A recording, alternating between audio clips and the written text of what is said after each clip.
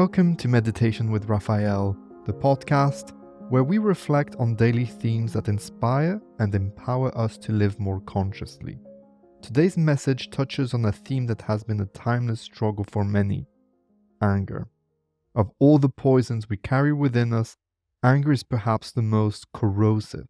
It destroys our peace, warps our judgment, and blinds us to reason. And yet, it's one of the hardest emotions to let go of because it often disguises itself as righteousness or sometimes even strength.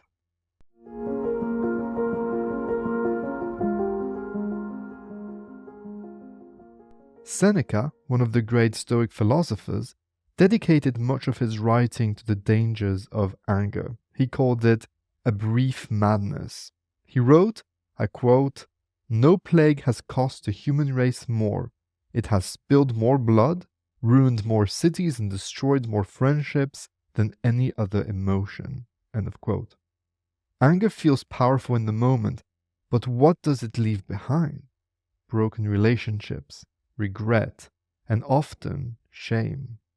It's a fire that burns us from the inside, leaving nothing but ashes of what we once valued. In both Taoism and Stoicism, the advice is clear. Anger must be mastered, not allowed to master us. When we are in the grip of anger, we lose our ability to think clearly. We act impulsively, often saying or doing things that we later regret. Taoist philosophy teaches us to flow like water. We talked about it yesterday. To be calm and to be adaptable, even in the face of provocation. Anger is like a rigid rock, unyielding and brittle. Water, on the other hand, is soft and yielding, yet nothing can surpass its strength.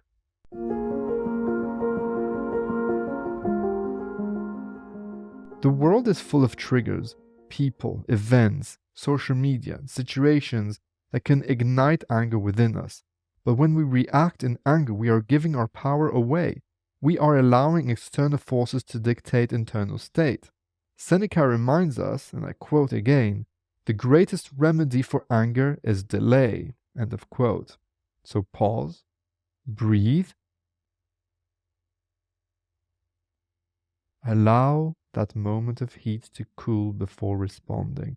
We talked about it yesterday, that space of freedom between stimulus and response. In that space, you reclaim control. You reclaim your peace.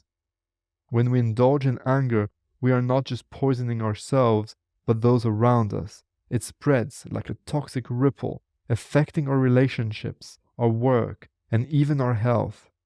But the real tragedy of anger is that it blinds us to gratitude, blinds us to compassion, it blinds us to wisdom. It narrows our world to a single point of rage, shutting out all other perspective. Now let's translate this into some practical steps. First, practice the pause that we talked about. The next time you feel anger rising, don't react immediately. Count to 10, take a deep breath, or even walk away if needed. Create that gap between the stimulus and your response. In that gap lies your freedom. Number 2, transform anger into reflection. Anger often points to deeper issues, unmet expectations, unresolved wounds, or fears. Use your moments of anger as a mirror. Ask yourself, what is this really about? It's not about what just happened here. What is this really about? What is anger trying to show me about myself? I have a journaling prompt for you today. Like yesterday, I would like you to reflect on a recent time you felt angry. How did you react? And how did that reaction serve or harm you? Now imagine responding to that situation from a place of calmness, a place of serenity, a place of control. Write down how that alternate response would have impacted the situation and your own peace of mind.